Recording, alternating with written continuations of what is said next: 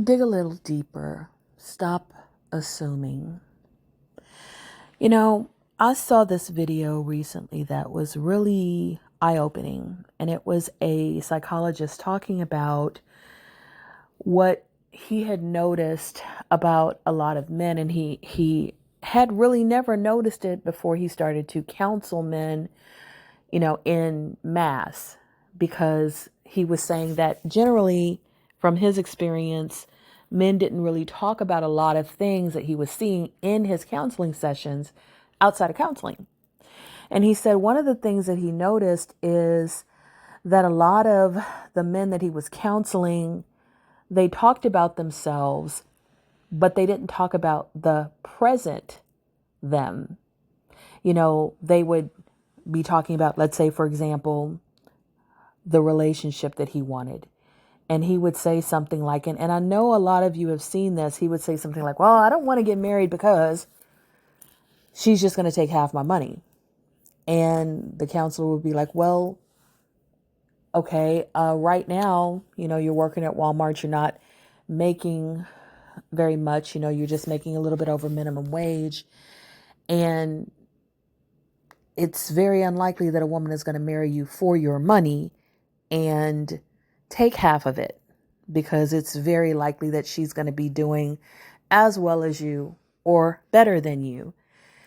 And so, getting him to explore that thinking, and he was like, oh, no. I mean, in the future, when I get married, I'm going to be in a much better place. And he's like, oh, okay. So what are we doing right now to where we're going to get to that much better place? What are your plans? What are your strategies? What is your 5-year plan, 2-year plan? Let's see, if I can help you with the implementation of that. And the guy was like, oh, no. I don't really have a plan.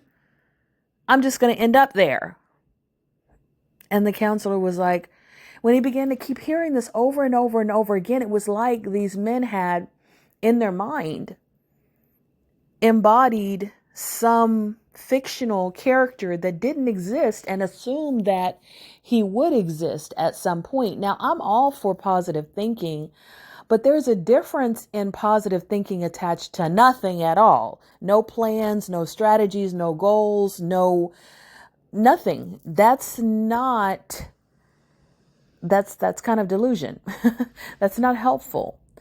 And so this kind of backs another study that was done where it was talking about men and women applying for jobs and men and women applying for raises. And they were talking about how a lot of times men would apply for jobs when they met 50% of the criteria of the job, and a woman would only apply when she met 90 to 100% of the qualifications for a job. So we as women tend to scrutinize ourselves more and expect more out of ourselves before we put ourselves out there. Whereas men, it seems like from these studies and from this psychologist, tend to be a little overconfident.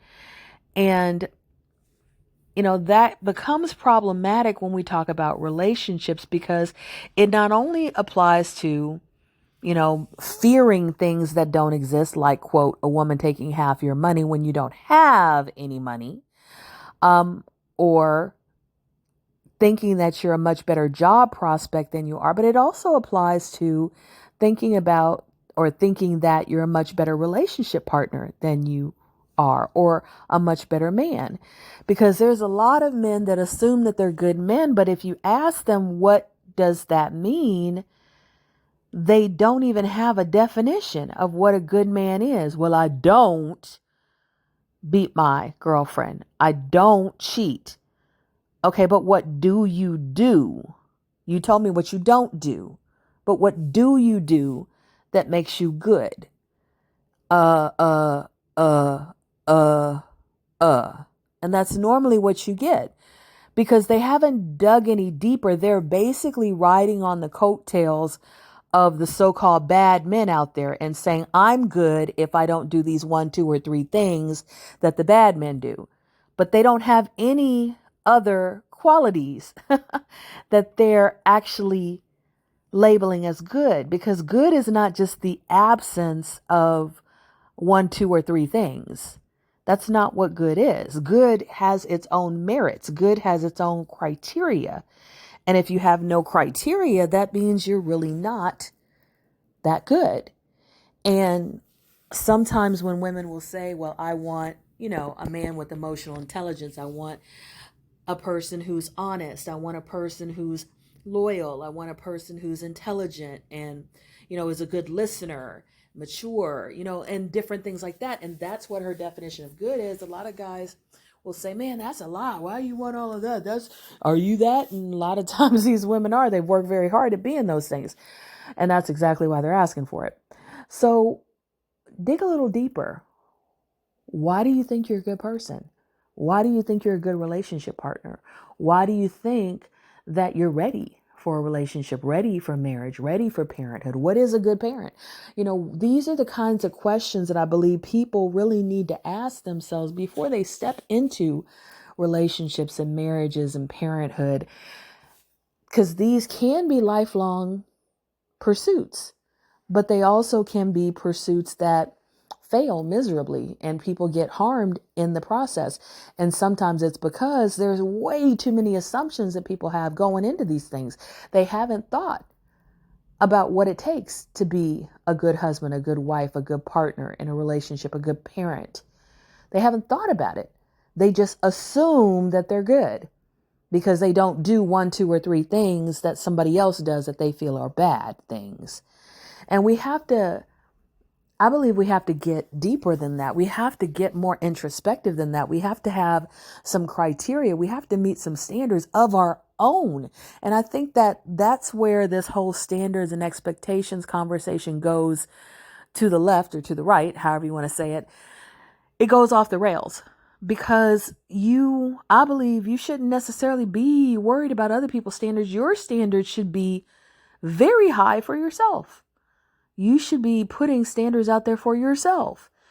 And your standards should be probably higher for yourself than what anybody else can put out there, because you should be trying to self-actualize. You should be trying to, improve the areas that you're weak and get rid of your triggers and heal and, all of these kind of things that help us to be better people and better partners. And so again, dig a little deeper. Think about why you think you are the way you are. And are you really a good person? Or are you giving yourself credit just because you don't do one, two, or three things? And you haven't actually built any skills or criteria that actually benefit a relationship or a partnership. There's nothing that you can say that you bring, as people say, to the table. And we have to get past a few of these very minor things. Like, very few people are impressed anymore if you just have a job, because there are teenagers that have jobs. That doesn't necessarily mean that you're mature, or that you're an adult, or that you're taking care of yourself, or that, you're a good partner or a good man.